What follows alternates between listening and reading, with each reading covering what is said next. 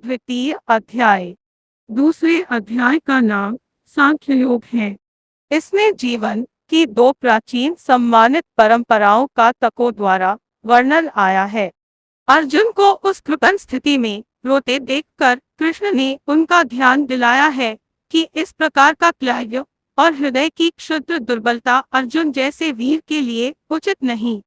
कृष्ण ने अर्जुन की अब तक दी हुई सब युक्तियों को प्रज्ञावाद का झूठा रूप कहा। उनकी युक्ति यह है कि प्रज्ञादर्शन काल, कर्म और स्वभाव से होने वाले संसार की सब घटनाओं और स्थितियों को अनिवार्य रूप से स्वीकार करता है। जीना और मरना, जन्म लेना और बढ़ना, विषयों का आना और जाना, सुख और दुख का अनुभव, ये तो संसार में होते ही है। इसी को प्राचीन आचार्य पर्यायवाद का नाम भी देते थे।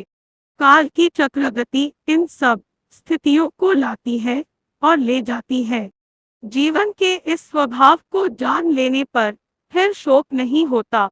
यही भगवान का व्यंग्य है कि प्रज्ञा के दृष्टिकोण को मानते हुए भी अर्जुन इस प्रकार के मोह में क्यों पड़ गया है। ऊपर के दृष्टिकोण का एक आवश्यक अंग जीवन की नित्यता और शरीर की अनित्यता था।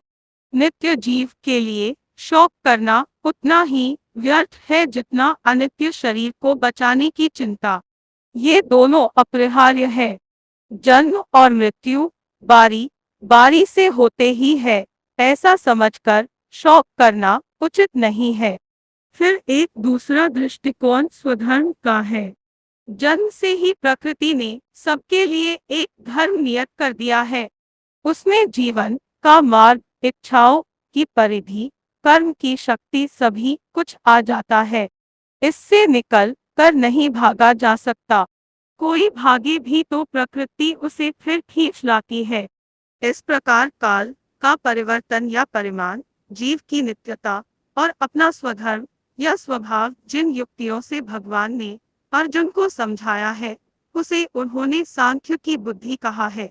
इससे आगे अर्जुन के प्रश्न न करने पर भी उन्होंने योगमार्ग की बुद्धि का भी वर्णन किया। यह बुद्धि कर्म या प्रवृत्ति मार्ग के आग्रह की बुद्धि है। इसमें कर्म करते हुए कर्म के फल की आसक्ति से अपने को बचाना आवश्यक है।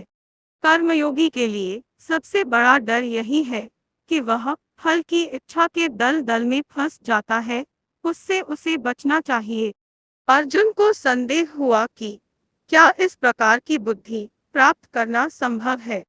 व्यक्ति कर्म करे और फल न चाहे तो उसकी क्या स्थिति होगी, यह एक व्यावहारिक शंका थी। उसने पूछा कि इस प्रकार का दृढ़ प्रज्ञा वाला व्यक्ति जीवन का व्यवहार कैसे करता है।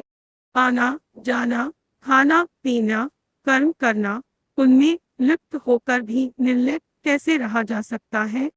कृष्ण ने कितने ही प्रकार के बाह्य इंद्रियों की अपेक्षा मन के संयम की व्याख्या की है।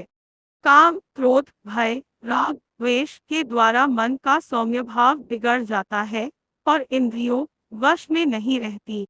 इंद्रिय जय ही सबसे बड़ी आत्मजय है। बाहर से कोई विषयों को छोड़ भी दे तो भी भीतर का मन नहीं मानता। विषयों का स्वाद जब मन से जाता है तभी मन प्रफुल्लित, शांत और सुखी होता है। समुद्र में नदियों आकर मिलती है पर वह अपनी मर्यादा नहीं छोड़ता। ऐसे ही संसार में रहते हुए उसके व्यवहारों को स्वीकारते हुए अनेक कामनाओं का प्रवेश मन में होता रहता है, किंतु उनसे जिसका मन अपनी मर्यादा नहीं खोता उसे ही शांति मिलती है। इसे प्राचीन अध्यात्म परिभाषा में गीता में ब्राह्मी स्थिति कहा है। अर्जुन की कायरता के विषय में अर्जुन कृष्ण संवाद। सांख्य योग, कर्म योग, स्थिर बुद्धि, व्यक्ति के गुण,